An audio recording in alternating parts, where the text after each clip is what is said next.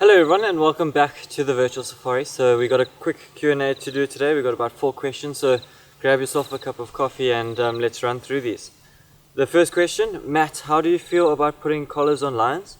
Seems like they could get them snagged on objects or horns or create dangerous scenarios for them, not to mention being uncomfortable.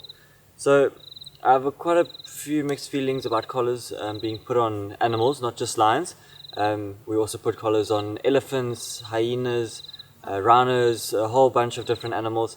And you know, when it comes to photography or videography, I find myself always steering away from photographing animals that have collars on them with man-made objects on it.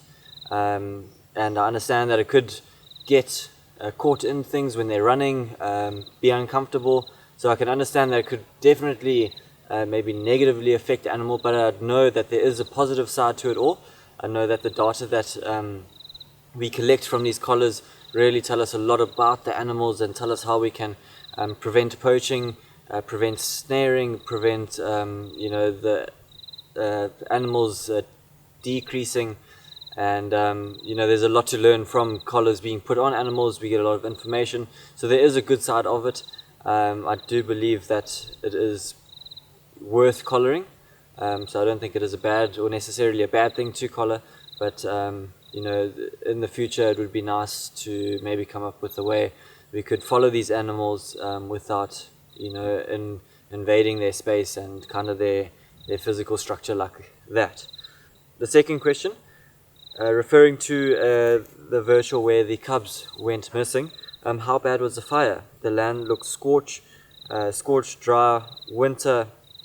Hoping for safety for Red Road's cubs and the Pride. So glad to see Nharu and the Mbali Pride. So the fire looked bad, but it wasn't actually that bad. It was a controlled fire. The reserve did it. It's actually just to get rid of a lot of dead plant material to decrease the risk of wildfires. It takes a lot of the ticks away and parasites, so it cleans the area, and a lot of the seeds actually need a fire to burn the waxy layer around the seed so that it can actually sprout. And also, as soon as the rains come, it just needs a little bit of rain and all the green shoots start going, and it's just a hot fire, so it just literally burns all the dead plant material. None of the actual trees burn and die. This question number 3, have they left the Mbalis or Torchwood Pride? Referring to the 2 Mantamahle males. So they haven't left the 2 prides, they just spend a lot of times by themselves and not with the prides. And we've seen them quite interestingly come into Manyeleti quite a lot, come quite far north. There was a question on one of the virtuals, are they quite close to Red Road's territory? And they are fairly close, but they do keep their distance. But I feel like they are quite interested in the Nharu females. There's the breakaway females that don't have any cubs, and I think they are definitely on estrus or coming into estrus soon, that those males might be interested in. So it definitely might be something to watch out for in the future.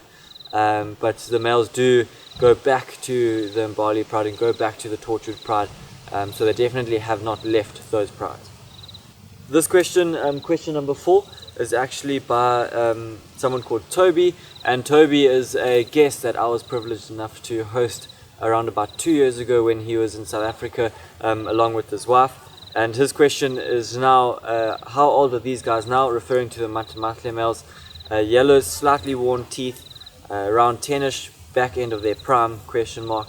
And yeah, very good observation there. So slightly worn teeth and also a little bit yellow, so that just does show that they definitely mature and starting to go towards the end of their prime. But yeah, I think you're spot on about being around 10 years old, and yeah, maybe turning 11 this year or something like that, but definitely in that realm. And I think they are doing very well for the age that they're at now. I think they're being dominant over 2 prides, and also their physical condition at the moment, they're definitely males to watch out for the next coming years, I believe. So yeah, those are the questions that we have for today. So thank you all for joining, and we'll see you on the next virtual safari.